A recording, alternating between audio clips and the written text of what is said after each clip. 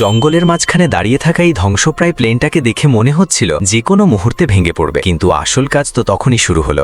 কিছুক্ষণের মধ্যেই শ্রমিকদের একটি দল সেখানে পৌঁছে গেল। প্রথমেই তারা চারপাশের সব আবর্জনা পরিষ্কার করল। তারপর আরেকটি দল হাই প্রেশার পানি আর মেটাল ব্রাশ দিয়ে প্লেনের বাইরের অংশ পরিষ্কার করতে শুরু করল। মরিচা উঠে যেতেই আসল ধাতুর চকচকে ভাব আবার ফিরে আসতে লাগলো। এরপর প্লেনের গায়ে অ্যান্টি রাস্ট কোটিং করা হলো। ভাঙা দরজা আর জানালাগুলোও বদলে ফেলা হলো, যাতে ভেতরে পানি না ঢুকতে পারে। কয়েকদিনের মধ্যেই পুরো বাইরের কাঠামো নতুন আর শক্তপোক্ত দেখাতে শুরু করলো। এরপর সেখানে বড় বড় মেশিন আনা হলো। প্লেনের পাশেই একটি বিশাল গর্ত খোঁড়া শুরু হলো। ধীরে ধীরে সেখানে পাইপলাইন, স্টিল ফ্রেম আর কংক্রিট ব্যবহার করে একটি সুইমিং পুল তৈরি করা হলো। সবশেষে টাইলস, লাইটিং আর কাঠের ডেক লাগানোর পর সেই পুলটা দেখতে একেবারে বিলাসবহুল রিসর্টের মতো লাগছিল।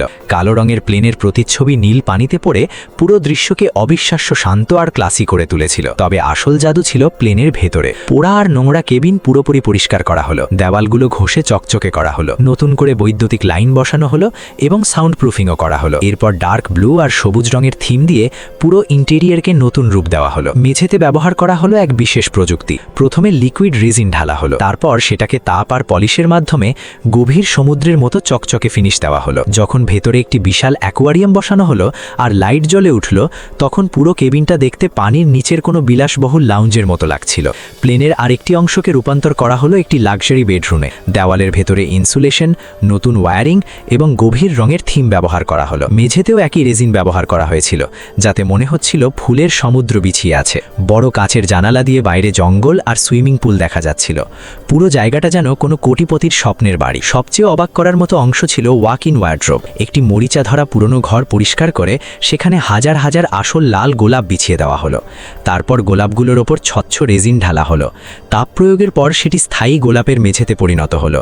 দেখে মনে হচ্ছিল যেন চিরকাল ফোটা গোলাপের ওপর হাঁটা হচ্ছে।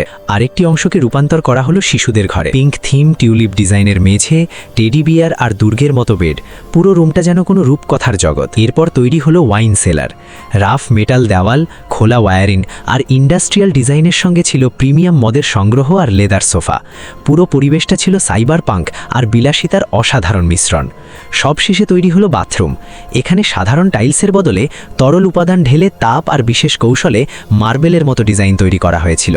সঙ্গে ছিল কাঁচের বাথটাব, গোলাপের পাপড়ি আর বড় স্ক্রিন। পুরো জায়গাটা যেন একটি বিলাসবহুল স্পা। যখন ক্যামেরা ধীরে ধীরে ওপরে উঠছিল, তখন দেখা যাচ্ছিল পুরো জঙ্গল আর তার মাঝখানে দাঁড়িয়ে থাকা এই ধ্বংসপ্রায় প্লেনটাকে। একটি ধ্বংসাস্তূপ থেকে তৈরি হয়েছে অসাধারণ এক বিলাসবহুল ম্যানশন।